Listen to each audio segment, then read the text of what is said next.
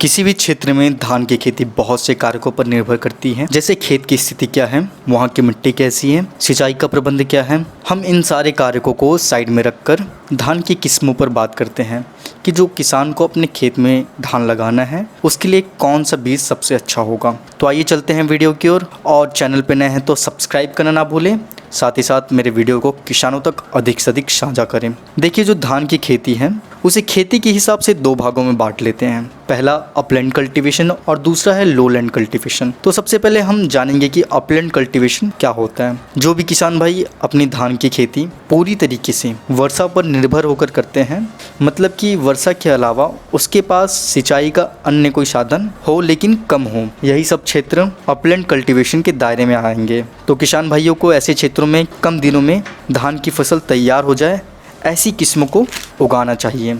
ऐसे स्थान के लिए धान की अच्छी किस्म नरेंद्र 118, गोविंद, नरेंद्र 97, नरेंद्र 80, जलाश्री, जलकुआरी, गीतेश इत्यादि किस्म आएंगे।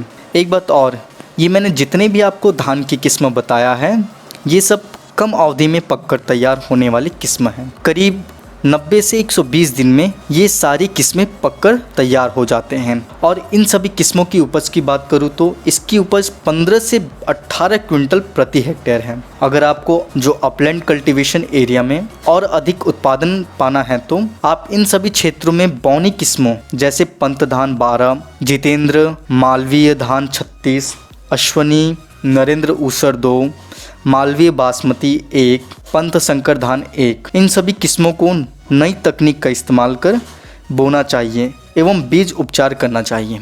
बीज उपचार करने के लिए आपके पास अगर 10 किलोग्राम धान का बीज है तो 5 ग्राम इमिशन और 1 ग्राम स्टेप्टोसाइक्लिन एवं 2.5 ग्राम एग्रोमाइसिन, इन सभी दवाओं को 10 लीटर पानी के साथ बीज को मिलाकर 24 घंटे के लिए उपचारित कर लेना चाहिए। जब बीज उपचारित हो जाए तो इसे अपने खेतों में छिड़काव विधि द्वारा इसका छिड़काव कर डिस्क प्लाव की मदद से बीज को खेतों में मिला देना चाहिए। इस प्रकार के विधि से प्रति हेक्टेयर 100 किलोग्राम बीज की आवश्यकता होगी। बात करें लोलैंड कल्टीवेशन की तो इसमें ऐसे क्षेत्र आएंगे जहां हमेशा सिंचाई की उपलब्धता आसानी से हो सके, मतलब कि जब भी फसल को पानी की आवश्यकता हो तो किसान उसे आसानी से पानी दे सके या फिर सिंचाई कर सके। तो किसान भाइयों को ऐसे क्षेत्रों में रोपाई कर धान की फसल बोना चाहिए। इससे उन्हें अधिक प्रॉफिट भी होगा, उन्हें अच्छा उपज भी प्राप्त होगा। यदि किसान को 1 हेक्टेयर में रोपाई करना हो तो उसके लिए 500 से 600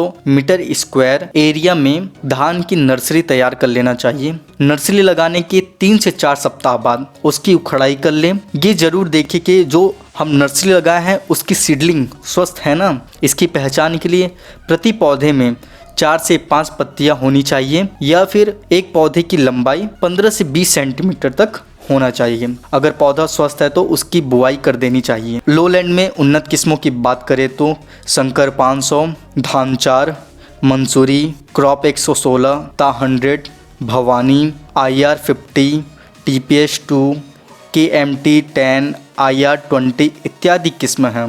किसान भाइयों को एक ज़रूरी बात यह भी ध्यान रखना चाहिए कि आपके क्षेत्र में जो भी प्रचलित किस्म है आप उसका भी प्रयोग कर सकते हैं, लेकिन आप उस प्रजाति को जो भी उसका बीज है आप उसे उपचार करके उसका प्रयोग करें, उसका इस्तेमाल करें। साथ ही साथ जब भी आप बीज खरीदें तो प्रमाणित अधिकृत एजेंसी से ही खरीदें और उसका रसीद साथ में ले लें। तो इस तरह वीडियो अच्छा लगा हो तो वीडियो को लाइक और शेयर करना ना भूलें। अब मिलते हैं अगले वीडियो में और जानेंगे कि धान की नर्सरी कैसे तैयार करें। तब तक के लिए धन्यवाद।